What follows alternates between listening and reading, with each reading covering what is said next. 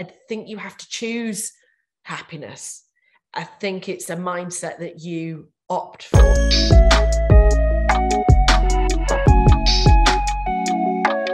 Hello, I'm Kate and I am the CEO and founder of Push, and welcome to our new series called Safe Spaces, where we ask leaders and other wonderful people that we know to let us into their safe space and to help us understand how we can all create them a little bit better for both ourselves and for each other. So my company Push is on a mission to help make work better, and we think that a really amazing place to start with that is by creating more safe spaces. And a safe space is more than just a physical space. It can happen at any time, at any place, between different people. And it's the kind of place that's the really important thing, where people can connect. What does connection mean? Well, for me, it's all about asking the right questions and then feeling comfortable to share, and then feeling better as a consequence of doing that. You have to ask the right questions, though. Questions like, how are you holding up? What's been on your mind lately? Because the thing is, if you're just asking, how are you? We can all just go, I'm fine. And it becomes like a real nicety. So we need to think about the thing that really gets people thinking and gets people talking a little bit differently. And like I said, feeling better because of it. So without further ado, I would love to introduce you to our first ever guest, the wonderful Nicola Elliott. And she is co-founder and creative director of luxury wellbeing brand NEOM. I'm so excited to meet you properly. I've been using your products for years and I'm like, oh, this is like magic. It's like magic. Always nice to hear. Honestly, you're like a sorcerer as far as I'm concerned. Creating magic. Thank you so much. So it's so exciting to start this off with you. So obviously we were introduced recently by a mutual friend of ours, and when we talked about safe spaces in the first place, how did that feel to you? Was it something that like you'd thought about much previously? Was it something that kind of came up for you? Was it a new term? Do you know what? I think you've done a clever thing, actually, using a term that probably is a little bit provoking. And I think probably being 44, because I don't think we are programmed as much as the Gen Z to really share. And so I think I initially thought, oh, I don't really like oversharing. I mean, even social media for me is quite hard. Yeah.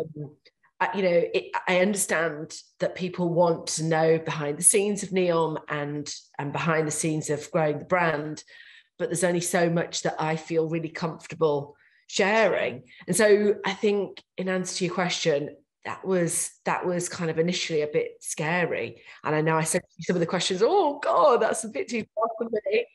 But having said that, I think really thinking about it was really helpful for me, because I thought, what is my safe space? I don't know. And then I came to an answer. So there's three parts to this question, right? Because then I came to an answer that it was sort of work. And I thought, that's really sad and pathetic. And then I thought, do you know what? No, it's not, because it's something that I own. That's for me, that I control, that I can flex, that I can make bigger, smaller, go right, go left. And it's something I feel really passionately about too. And I think work has evolved for me very much. And I think that's kind of in line with what your message is. But I think it's evolved for me so much that it is something that I feel safe, because I have that control and flex with. And I don't think you can do that. Even if you say your family, it's not about what you love the most. I think, you can't control other humans. So work is the one thing, bar my own wellness and my own choices in my own time, that I can really own, and therefore I think it is my safe space. Would you say that that's part of the culture as well at NEOM, about creating a space that does feel quite safe? Well, I hope they feel safe, and I hope they feel listened and heard and valued. But one of our cultures is a very entrepreneurial take on business. And by the way, that suits some people and doesn't suit others. It's not everyone who ever comes to work for me always says, I love the idea of it being entrepreneurial, being owner operated, and, you don't have layers of decision making, etc. But in reality, it is something that suits only about half of people, because a lot of people prefer boundaries, and there's nothing wrong. There's no right answer to that. And at NEOM, it is a very entrepreneurial sort of environment. I expect people to question everything and use their common sense. The one thing that annoys me more than anything is someone blindly doing a task, and when I say, but why are you doing that? They go, I don't know, because Jane told me to. So I think that's very integral to the way that we've grown the business. I think it's really important for small businesses in a growth stage. Probably less so when you need something that's running a lot more seamlessly, a much bigger business.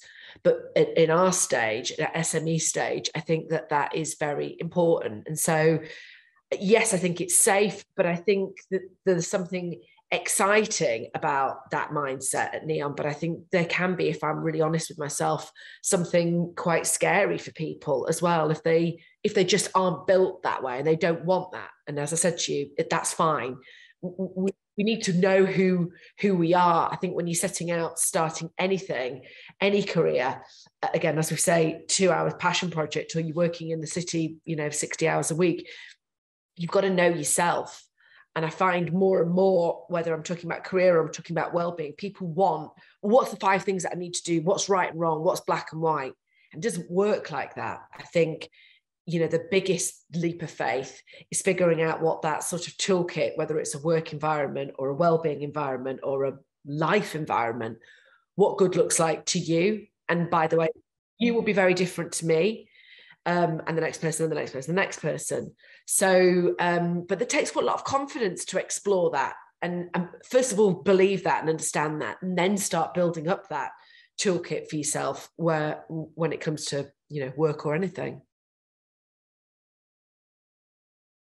You have hit on so many bits there. I think the first thing is you have such clarity about what NEOM stands for and what you represent as a business and what you represent as a culture. Look, we're pretty entrepreneurial. This is going to suit this kind of person. So immediately there's a clarity there of what someone's going into. But on the other side of it, what it does require is someone to be genuinely honest with themselves about who they are as well, right? I think it's one of the greatest issues that I see amongst people, whether they work for me, they're friends of me, whatever, that they aren't always honest with themselves. And sometimes they're not honest because they think that their answer isn't the best or the right answer. Or it's right or wrong, right? Yeah, exactly. I'm really good at setting people up on dates. Really good. It's like I am a secret Cilla Black. And I've resulted in 2 marriages, I'll have you know. Oh my goodness, this is a wonderful track record. Don't all ring me, because everyone then always goes, set me up. But do you know what I find when I set people up is people are not what they think they are. So I set them up. I know that they say they're looking for this, and she's looking for that. And I'm like, no. You're really looking for that. And you're really looking for that. And it's become a bit of a joke in my friend circle. But it's really interesting, actually. I think that that's the thing that I always think I really want to teach my kids more than anything, is just know who you are. And by the way, that doesn't mean, oh, sorry, I couldn't do that, so let's jib out of it, or giving them an excuse for, not trying and not growing and not improving and not, testing out other things. But I do think my career it's been quite helpful for me not being good at a lot of things. I was only ever good at 2 subjects at school, so I just doubled down on those. It's absolutely useless at the rest. If I go into a board meeting, I know when to bang the table and go, I'm sorry, I know better than all of you on this, by country. I also know when to shut up because, I've got an opinion, but I'm behind everyone else in terms of the knowledge. And so I think that follows through everything when it comes to relationships, when it comes to choosing a career that works for you. And actually, I think there's something for everyone, but you've got to start with what do you want? Is it absolutely a non-negotiable that you work on something creative? Is it absolutely non-negotiable that you're with other people? Is it something that is important to you to make lots of money? Be honest about that. or whatever it is. There's some questions that you need to ask, and they're basic things, and we don't ask them. We sort of think, that equals that mindset, that way of behaving equals those answers to those questions, and it's a shame. So, okay, so to that end, I think what I'm picking up on here is that you're pretty good at seeing people for who they really are, right? If you can really know yourself, then you can get to a place of real self-belief, right? And self-care, probably. But there's a difference between knowing and then being able to speak about it. Firstly, this question has two parts. Firstly, do you really feel like you do know yourself, and are you comfortable talking about that and sharing it? Yes, today. But I think that changes. I was living a different life 5 years ago, 5 years before that, 5 years before that. And I believe life's in chapters. So, I don't think you can just sit in the comfort zone and not change. I so agree. So, what I wanted at 25 is like 180 degrees different to what I want at 44. I heard something really amazing the other day where there was a quote that if you're not a little bit ashamed of the person that you were a year ago, then you're not growing enough. Oh, really? Oh, yeah. I might take that. Have that one. Thank you. And then the thing, again, there's sometimes, I say at work, sometimes in life there's shit option A or shit option B. And they're like, oh, what do you mean? And I'm like, there's not a good option right now. So we choose shit option A or shit option B. And sometimes that's the way in life, isn't it? And if you want to stay in I think I was, brought up in the comfort zone. My mum's only happy if I've, got my makeup on and and everything's all tucked into bed nicely. And there's times when that's the case, and there's a lot of times when that's not the case. But I think I'm committed to growth and change and experience and squeezing the shit out of life. And I suppose if you're committed to that up there, then you sort of have to be committed to the other stuff. And I suppose with age, you become a little bit more aware that you have the good times and the bad times, the good times, the bad times. And so I think when you know that a little bit and you've had enough experience of that, you're also sort of okay with if something's not quite right now, you'll be moving towards it. Or actually, if it is brilliant, then enjoy it, because that's also not going to last. Now, are you comfortable sharing how you're feeling? Like if something, like if you were feeling really, it's easier, in inverting commas, to talk about the good times, right? But if something's really uncomfortable, would you be comfortable talking about that? 95%. I have to say, I'm not a massive fan of reality, and this kind of plays out social media a lot, but reality needing to equal messiness. It's not that I would protect from that. I just don't know how much better you feel for constantly looking and sharing the bad. I think you have to choose happiness.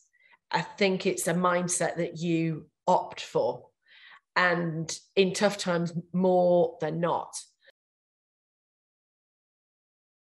I do have a bit of northern, look, it's shit, A, let's B, get on with it, but let's here's the good stuff as well. And I think that plays into sort of gratitude. And I split with my husband a year ago. It's really tough, but I've got a roof over my head and a business and great friends, and here's 3 bad things and here's 4 good things, and hopefully next year there'll be 2 bad things and 5 good things. And then, by the way, when that all calms down, as we said before, something else will be thrown in the mix. So I think, yes, share it, but share it in the round is what I would say, for yourself, not for anyone else, just because that is the reality. The reality is it can't all be bad unless, your house has been bombed in Ukraine. It can't be bad.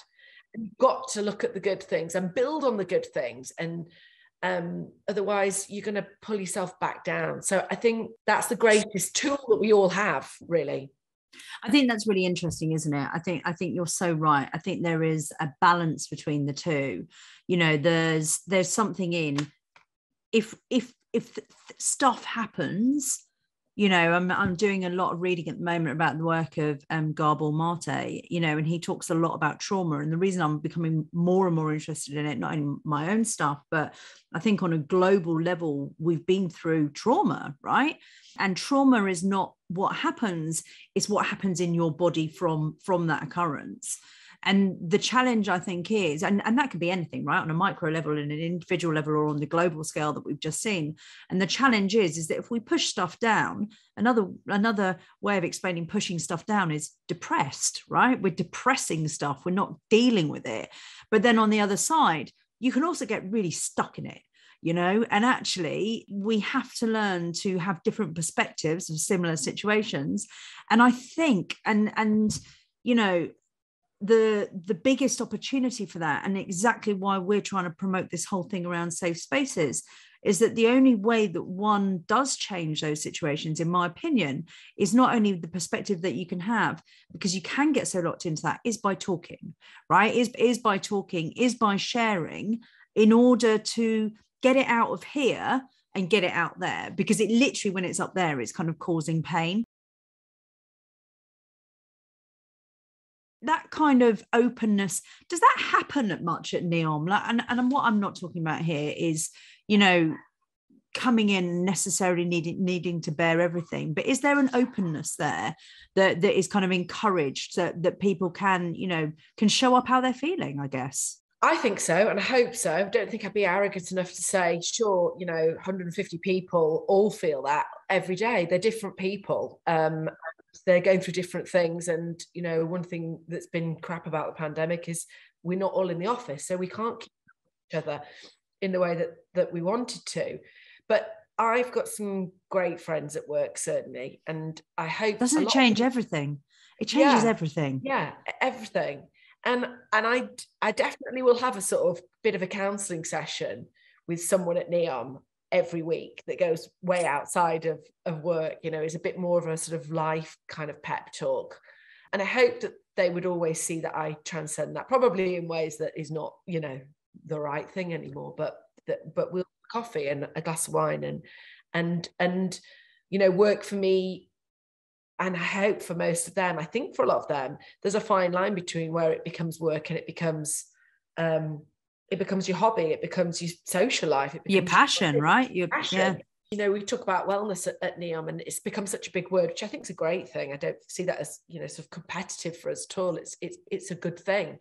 But we define, our sort of part of wellbeing is really, we try and get people to understand that they have some control over their own well-being, and don't make it scary, and don't make it another thing on the to-do list, but we make it about something that they can enter into, and it's a joy, and it's easy, and it's simple to understand, and it gives them some control, even if that's about sort of making a bath work 3 times as hard, or creating a kind of calm zone on a Tuesday night when it's been a miserable day.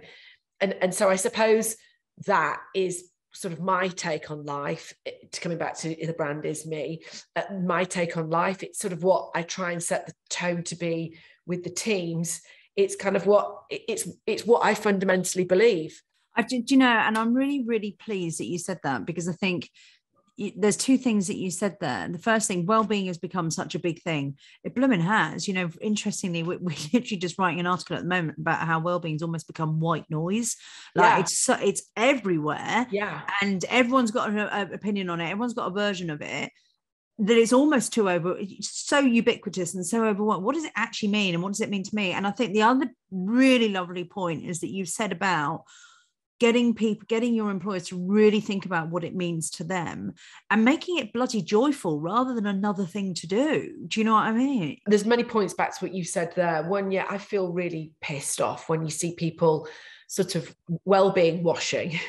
I've got, here's a new handbag, how to soup your well-being up because you've organized yourself better with a handbag that's got pockets. I mean, come on. That's annoying. Yet similarly, I feel the responsibility, if we're using the word, that I don't just say NEOM is a silver bullet, because that's bollocks as well.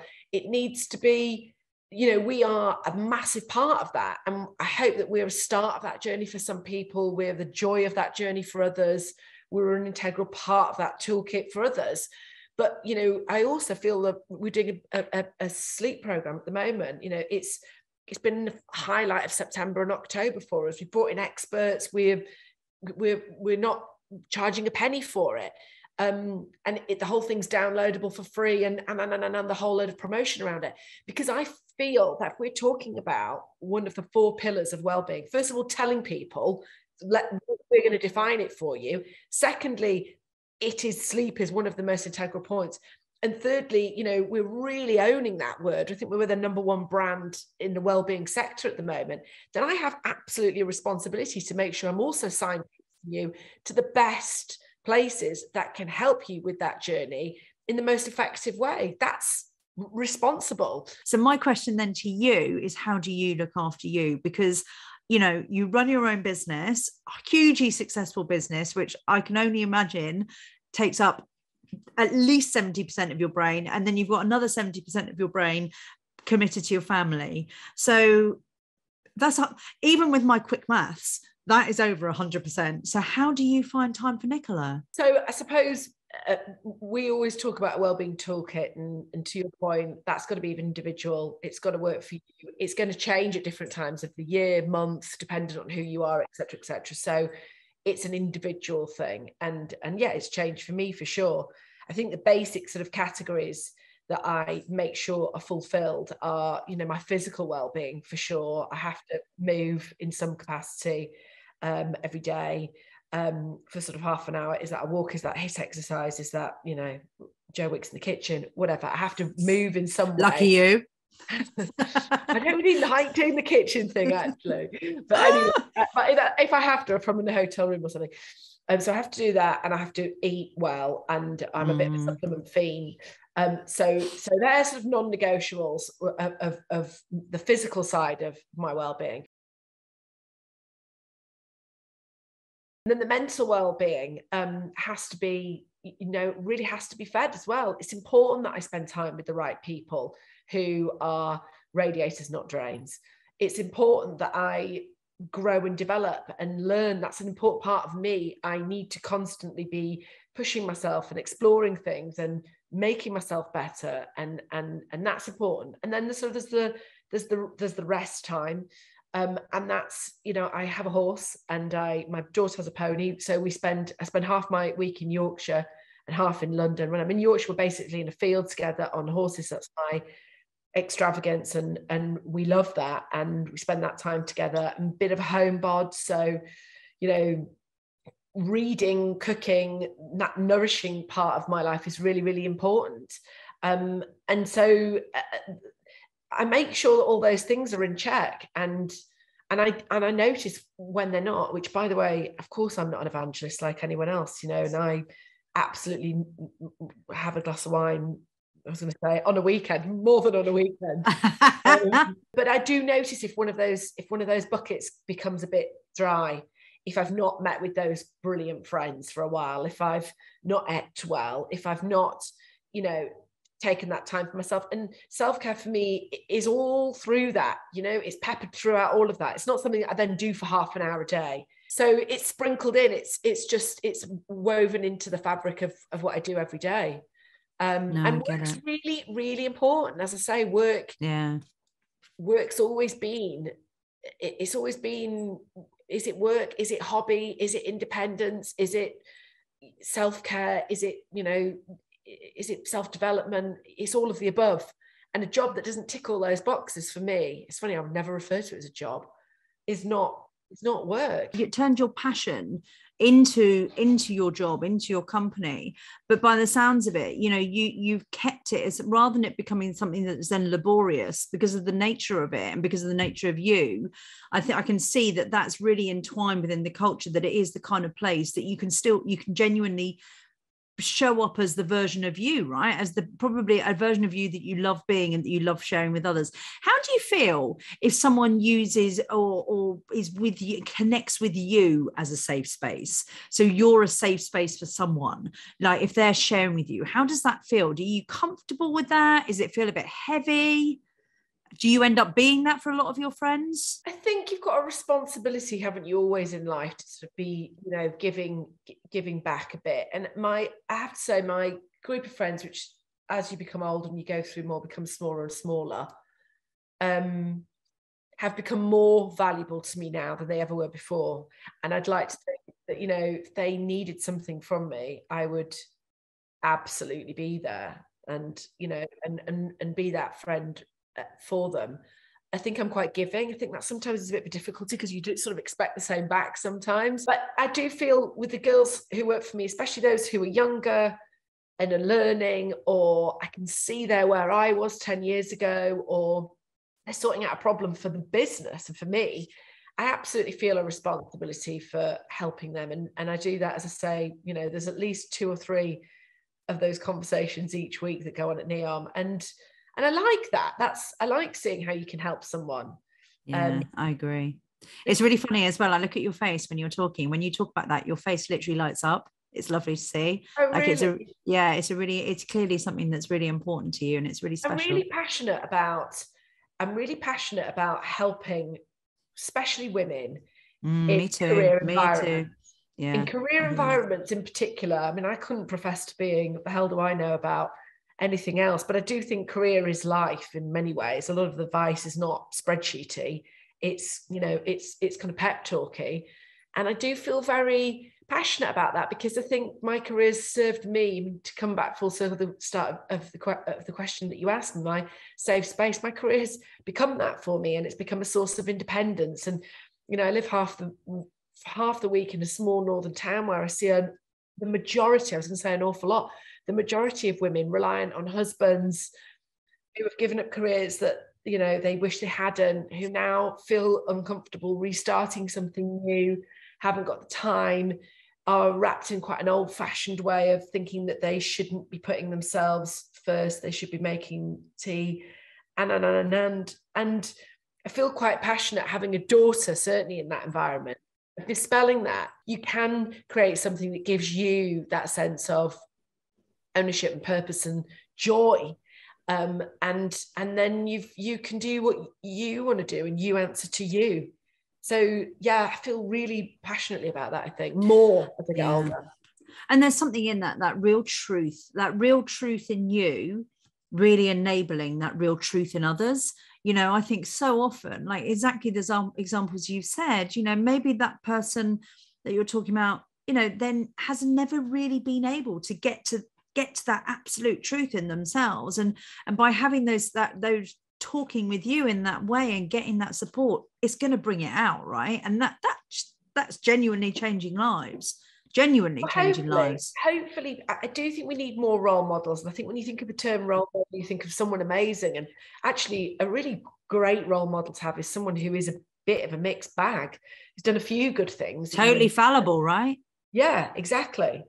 And I've certainly, you know, got the mixed bag. So I think that makes us more connected. You know, if you can be vulnerable and if you can be fallible, then people will connect with you. Totally. And that's where the change happens. As women, I think, you know, we're more comfortable knowing that, you know, this is not a sort of utopia, that this is an element of our lives that works in conjunction with other things. I think that's a more realistic sort of stepping stone. And so I always hunt for those women in all the different capacities. We never know the impact that we can have.